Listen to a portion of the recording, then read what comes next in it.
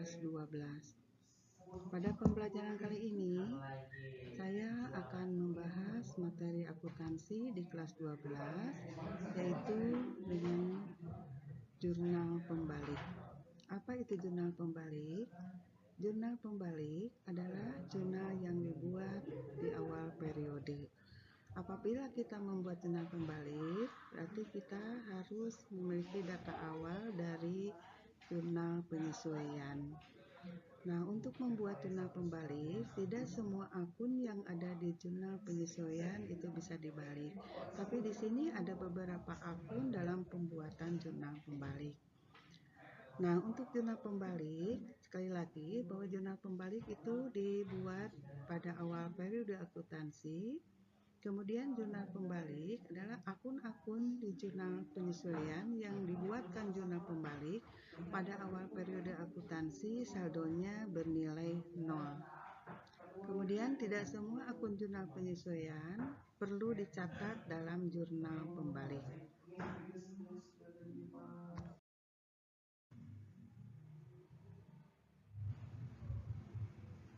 Akun yang perlu dibuat di jurnal pembalik, yang pertama adalah beban dibayar di muka yang dicatat sebagai beban.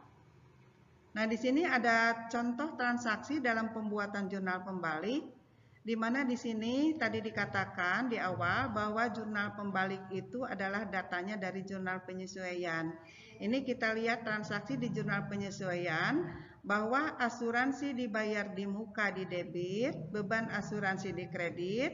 Kemudian pada saat dibuat jurnal pembalik itu dibalikan ya dari jurnal penyesuaian. Yang tadinya beban asuransi di kredit, sekarang beban asuransi jadi di debit, dan sebaliknya asuransi dibayar di muka tadinya di debit, sekarang menjadi di kredit.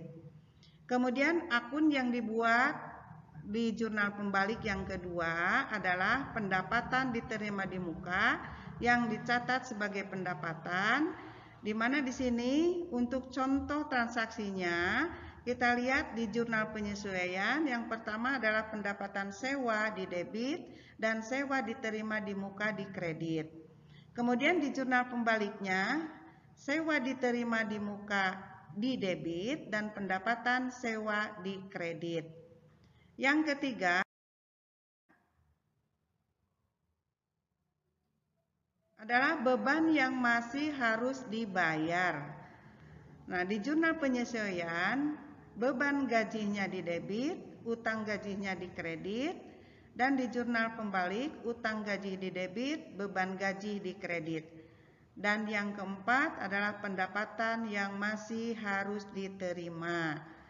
Nah, di jurnal penyesuaiannya, piutang bunga di debit, pendapatan bunga di kredit, dan di jurnal pembaliknya, pendapatan bunga di debit, dan piutang bunga di kredit.